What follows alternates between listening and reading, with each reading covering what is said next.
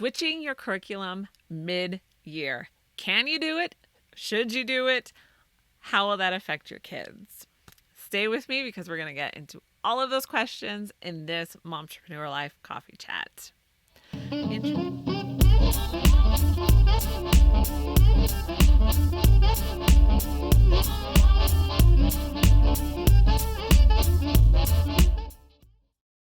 Hello, wonderful rebel moms. See, I got the shirt. I got my shirt to prove it. See, rebel mom. Okay. Welcome to the Momtrepreneur Life Coffee Chat. I'm Jody, the mom from lifeunboxed.blog, and this is the time and place where we talk about all things momtrepreneur. And that includes raising your kids, running a business, and keeping your sanity. If you would like to support the show, you can do that with coffee. And you can visit Ko-fi, that's ko-fi.com/lifeunboxedblog. And you can support the show with coffee, one of my favorite things. All right, so you've reached the point in your homeschool year where you have reached a conclusion about the curriculum you're using. Typically, you're going to either like it, love it, or hate it. I guess there's not really... You could be more neutral, I guess. Let's have some coffee. But at this point, you know whether you like the curriculum or not. And you might be starting to think, should I change this curriculum? Will my kids get behind in whatever the subject is? I'll be blunt. Like math or history, geography, science, those are they'll be fine. Just switch it. If you don't like what you're doing, just switch it. It's not a big deal. I can see math and language arts because a lot of those curriculums will build on each other. That could cause you to pause. But I want to throw this out to you. I want to ask this question. Why do you homeschool? Do you homeschool so that you can hate it? Do you homeschool so that you can just do public school at home? Or do you homeschool so that you can tailor the curriculum and teaching to fit each individual child's learning style? I think for most moms, that's the answer. We do it so that we can tailor curriculum to fit their learning style. So I know I have grinned and bared through curriculum, and I've also switched curriculum. So let's talk about that, because I don't think this is not something that you're going to make flippantly or anything like that, because curriculum is expensive. You've invested a lot into whatever curriculum. I don't necessarily think you should toss everything out that you hate. I am a fan of box curriculums, the big box. You just open it and everything's tied together. There's lessons plans already provided and your kids can just kind of run with it. But I know that doesn't always fit everybody. I've also pieced together curriculum, again, because I reached the conclusion because my oldest son, let's see, we did 5th grade and then I did something else for 6th grade, and it was not a good fit for him at all. But it was easy on me because it was literally open the box and he could go. So I had to really challenge myself to say, but what, and ask myself the question, why do I homeschool? So that I can try and fit him into this particular curriculum, or so that he can learn in a way that he's going to grasp it and remember it. So let's get some coffee. And so the conclusion was that no, I homeschool so that I can tailor curriculum and teaching to fit the individual learning styles. So for 7th grade, I ended up piecing stuff together, and it's okay. I think the worst part about piecing stuff together is just sitting down and laying out the schedule for the year, because I do want my kids to be independent learners. So if I can give them the daily schedule, so what they're supposed to be doing in each subject for that day, then they can run with it. And they usually all do pretty good. Even my third grader. I started doing that with him in second grade, and he did pretty well with it as well. So what do you do with a curriculum that you are not liking at all? Number one. Okay, I need to tell you this story. So when I was laid off in November, I immediately launched my virtual assistant website because it was pretty much ready to go. I think I tweaked some things, but I had it ready to go. So I was laid off in November, and I got my first client in February. So the September, and the kids were still in school. So the following September, I pulled out the two oldest boys because now we were dirt poor. We were poor.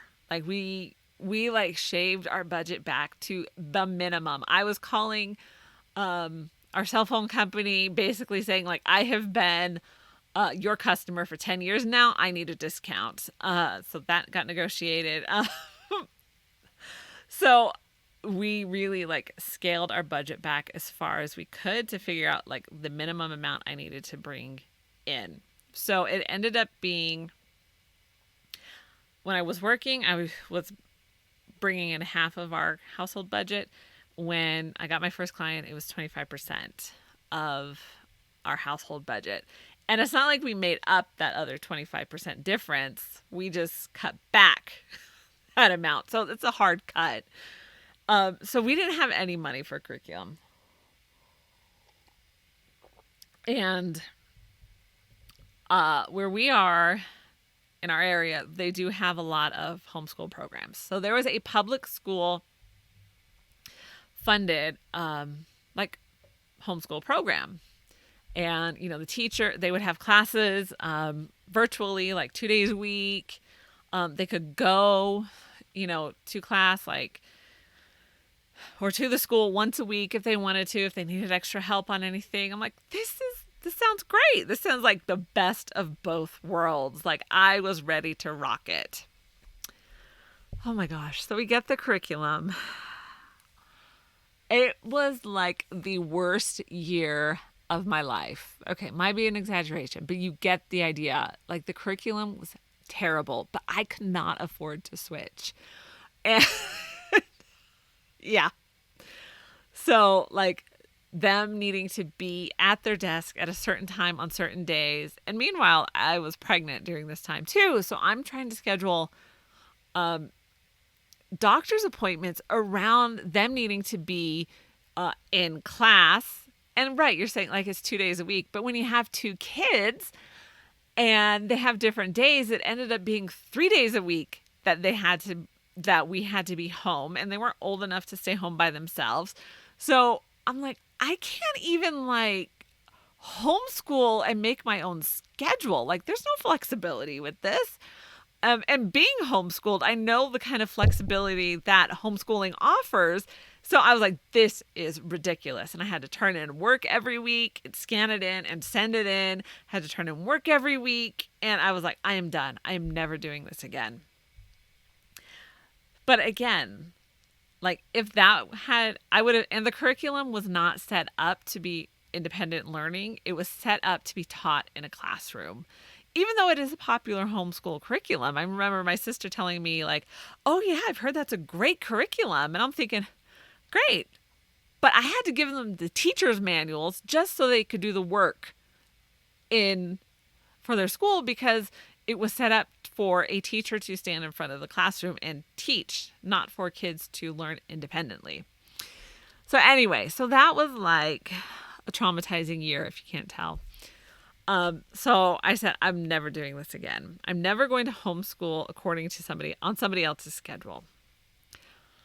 So, but the problem was, again, like, I couldn't afford to change the curriculum.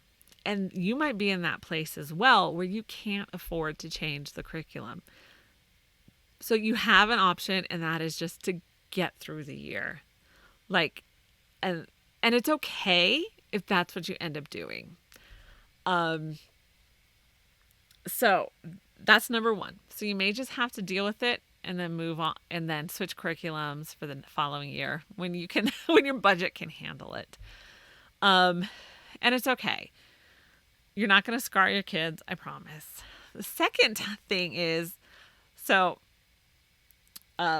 of my sons is doing this online. All of his schoolwork is online because he prefers it. And but his math was terrible. Like, I hated it. I hated grading it. The questions were not clear. Like, I was like, I don't even know what they're talking about. What am I supposed to grade here? Like, it was just so weird. So I was like, I'm done. So it was November, and I'm like, you're getting a new math curriculum because it was so terrible.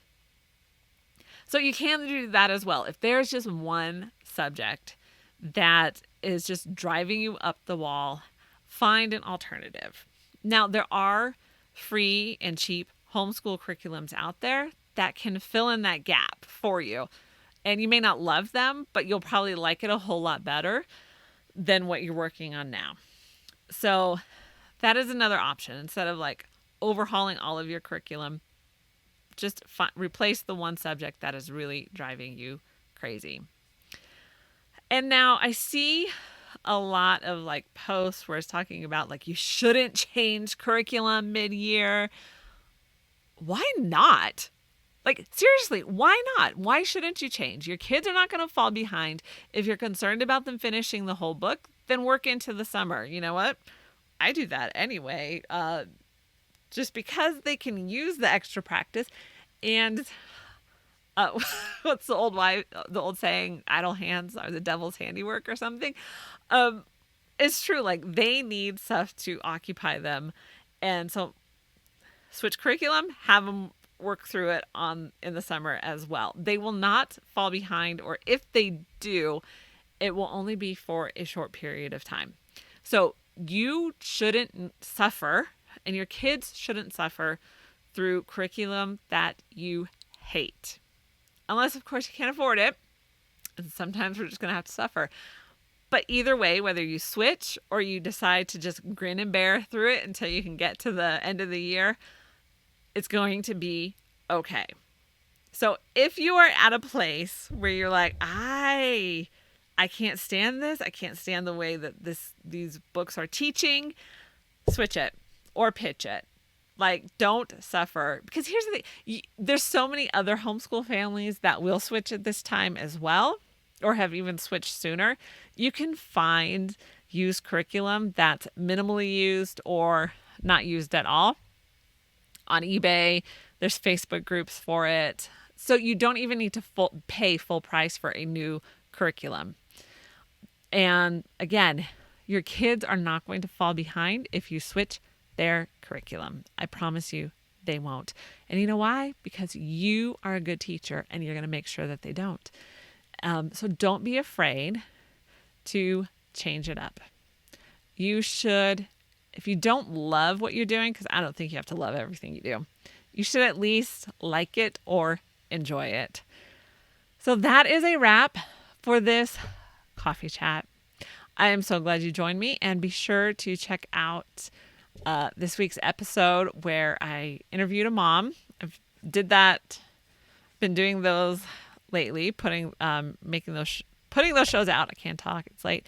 And so we talked about how to grow your business while you're still working a full-time job. So it's a really great conversation. You don't want to miss it. And remember, you can always get in touch with me at lifeunboxed.blog, and you can follow me on Facebook, Instagram, and Pinterest. And if you have questions, let me know. And I will see you in the next show.